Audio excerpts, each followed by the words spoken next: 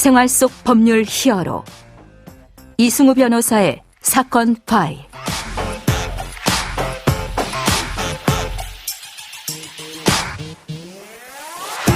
사건 파일 청취자 여러분 안녕하십니까. 생활 속 법률 히어로 이승우 변호사입니다. 오늘 함께 열어볼 사건 파일은 집행정지입니다.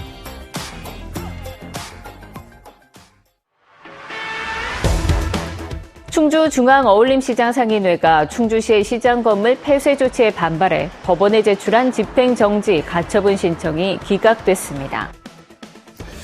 사건 파일 오늘은 행정심판, 행정소송의 핵심인 집행정지에 대해서 구체적인 사례를 통해서 알아보도록 하겠습니다. 행정전문 변호사인 안성훈 변호사와 함께 알아보도록 하겠습니다. 안녕하세요, 변호사님. 예, 안녕하세요. 변호사님 평소 이제 행정심판이나 행정소송을 진행할 때 집행정지를 꼭 해야 된다 이렇게 강조하시잖아요. 특별한 이유가 있습니까? 예, 뭐 보통 가처분이란 말로도 아시고 하시는데 사실 행정소송에서는 집행정지가 맞습니다. 네네. 제가 행정소송 제기할 때는 항상 집행정지를 권유해 드리는 이유는 처분이 집행정지 되지 않고 계속 효력이 발생하고 있으면 네네. 나중에 이겨봐야 소용이 없는 경우가 많거든요. 특히 행정처분은 공정력이라는 게 있어서 그러니까 취소되기 전까지는 효력이 있다고 가정하는 그런 이제 법적 효력이 있습니다. 따라서 집행정지를 안 하면 그 행정처분의 효력에 의해서 이제 내가 가진 권리가 이제 무력화될 가능성이 큰 거죠. 그래서 항상 집행정지를 권유드리고 있고요. 근데 집행정지가 받아들여지기 위해서는 일단 회복하기 어려운 손해 그리고 그 손해를 예방하기 위한 긴급한 필요성이 인정돼야 되는데 좀 착오하기 쉬우신 게 그럼 내가 회복하기 어려운 손해가 있으니까 영업정지 당하면 나 당장 망하니까 집행정지 해주세요라고만 말하면 된다고 생각하시는 경우가 있어요. 근데 적어도 행정처분을 집행정지하기 위해서는 내가 주장하고 있는 정당성이 조금이라도 일단 설득력 있게 제시가 되어야 됩니다. 그래서 손해만 주장한다고 되는 것이 아니라 어떤 행정법리적인 쟁점들이 있고 그 쟁점들이 왜 법원에서 다투어져야 되는지를 조금이라도 설명을 할 수 있는 그런 정도의 경험과 역량이 필요하게 됩니다. 그 말씀은 내가 이런 행정처분이 나오면 금방 문제가 생기니까 불복하는 기간 동안 정지해 주세요. 이것만 갖고는 부족하고 맞습니다. 그게 왜 처분 자체가 문제가 있고 어떤 부분을 다툴 만한 사정이 있는지 이런 것들까지도 면밀하게 같이 주장이 있어야지만 재판부나 또는 심판 관련된 기관에서 받아줄 수 있다. 이런 말씀이시군요. 그렇습니다. 자, 이제 행정소송이나 심판에서 이기더라도 이제 그 사건과 관련돼서 미리 집행정지가 꼭 필요하다, 꼭 해야 된다 이런 말씀인데 구체적인 사례를 좀 가지고 설명을 해 주시면 좀 더 도움이 될 것 같습니다. 저희가 제가 최근에 수행한 사건 중에서 조금 어려운 사건이었는데 집행정지를 받아낸 사건이 있었습니다.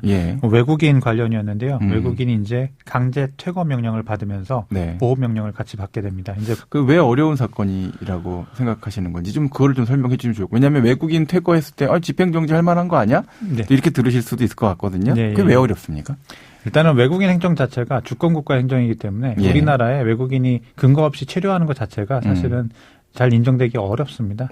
그리고 이제 보호명령이라는 것은 외국인을 이제 사실은 강제퇴거 대상이 되는 외국인들은 국내에 아무데나 이렇게 돌아다니면 안 되는 거거든요. 그렇기 때문에 보호명령을 통해서 일정한 장소에 구금이라고 공식적으로 하진 않으려고 하겠지만 어쨌든 이렇게 잡아두는 유치장 같은 곳에 있죠.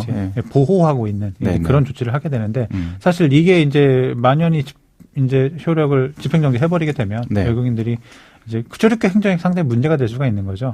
그래서 이 경우에 강제퇴거 명령이 집행정지 된다든지 보호명령이 집행정지 된다는 게 상당히 어렵고 본안 소송에서 이제 정당성을 인정받아야 나중에야 이제 나오게 되는 경우들이 많습니다. 그래서 그래서 실제로 저희가 이게 집행정지 받아놓고 그 출입국 소관 관청에 이제 집행정지 절차를 이행하라라고 이제 문의를 하니까 자기도 처음이라서 어떻게 해야 될지 모르겠다고 할 정도로 굉장히 이제 이례적으로 받은 외국인이 200만 명 이상 장기 체류한다 이런 사회에 살고 있다고 우리가 생각하는데 의외로 그 관련된 외국인 관련된 집행정지는 거의 받아들여진 사례가 없다. 이런 얘기시군요. 이례적일 수 있습니다. 그 외국인 행정과 관련돼서 여러 가지 공익적 판단이 굉장히 까다롭다 이렇게 들리기도 하는데요. 그 부분도 좀 설명을 좀 해 주시죠. 일단은 그 말씀드린 대로 출입국 관리 행정 자체가 그 외국인들에 대해서 우리 주권국가의 어떤 질서를 유지하고자 하는 행정이기 때문에 일단은 공익성 자체가 인정받기 더 쉽습니다. 일단 국가의 가장 중요한 행정인 거죠. 우리나라. 근데 이제 사법적으로 봤을 때 출입국이나 이민법 관련된 것을, 그러니까 특히 많은 외국인들이 왔다 갔다 하는 국가일수록 네. 이와 같은 형태의 외국인 행정 관련돼서 공사이익을 잘 조율해주는 예. 그런 체계를 갖고 있지 않습니까? 예, 뭐 그렇게 볼 수 있습니다. 근데 우리나라는 사실은 외국인들에 대해서 그렇게 익숙하지 않기 때문에 아직도 지금 외국인이 많이 들어오고 있고 우리나라도 다문화 사회가 되어가고 있다는 어떤 그런 사회적 변화도 있지만 아직까지도 좀 어색한 측면이 있죠. 그래서 출입국 행정은 상당히 고압적이기도 하고 조금 어렵습니다. 사실 다가서기가. 실제로 이제 외국인 사건을 위해서 관청에 가보면 일단 서비스 자체가 굉장히 조금 뭐 무섭고 어려운 경우가 많아요. 변호사가 가도 예. 이 절차가 우리나라 국민을 대상으로 했는 행정이랑 좀 많이 다릅니다. 예컨대 이제 임시로 체류기간 연장 허가를 받는 뭐 그런 절차도 있는데 예. 예컨대 뭐 당장 일주일 후에 체류기간이 이제 완료가 돼서 이제 미리 가가지고 연장을 받아야겠다라고 가면 그때 받아주지 않고 바로 하루 전에 오세요만 한다든지 이런 좀 이게 좀 고압적이고 좀 이해되지 않는 그런 불편한 행정 서비스를 제공하기도 하고 사실 우리나라 국민에 대한 행정하고는 좀 많이 다르게 여겨지고 있습니다. 국민의 가족일 수도 있고 국민의 여러 가지 이해관계가 형성되어 있는 사람들일 수도 있을 텐데 그 부분 관련해서도 여러 가지 좀 검토가 계속 좀 잘 있어야 되겠다 이런 생각이 좀 드네요. 예, 맞습니다.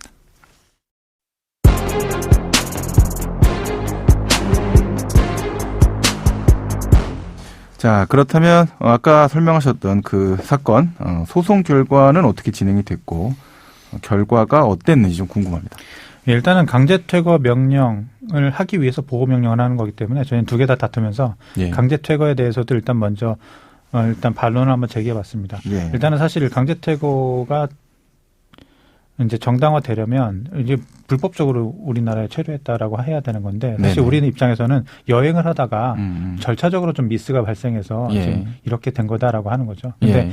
사실 이런 경우에 뭐 취업을 목적으로 빌미로 들어와서 불법 체류하는 경우, 예. 여행을 빌미로 들어와서 불법 체류하는 경우들이 많고 불법 취업을 하는 경우도 많기 때문에 사실 이런 변명을 그러니까 변소라고 하는 건 좀 법률적인 용어고 네네. 이런 변명을 사실 출입국 행정관청에서는 잘 받아주지 않는 거죠. 근데 네.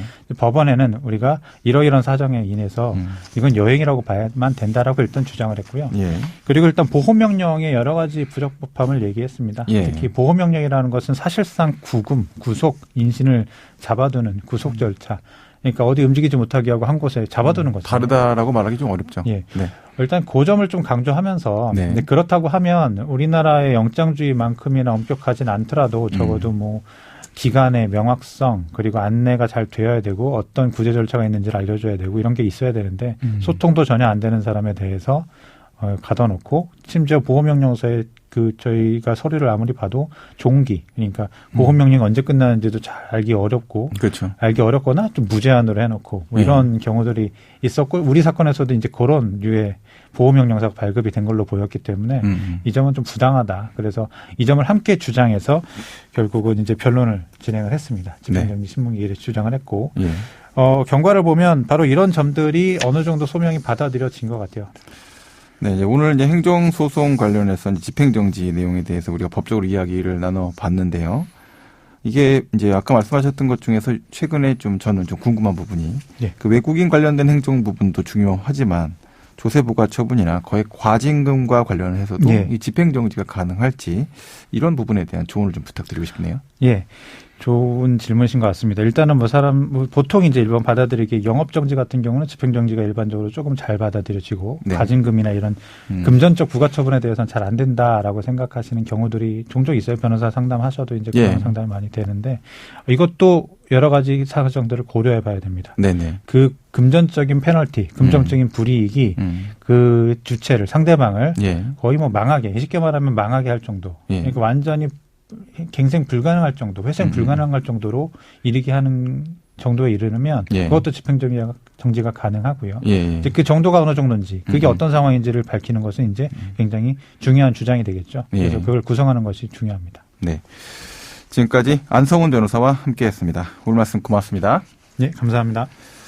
자, 모든 행정처분을 다투어야 될 때 미리 포기하지 마시고요. 꼭 집행정지부터 검토하시기 바랍니다. 생활 속 법률 히어로 이승우 변호사였습니다. 저는 내일도 여러분에게 도움될 사건 파일 함께 읽겠습니다.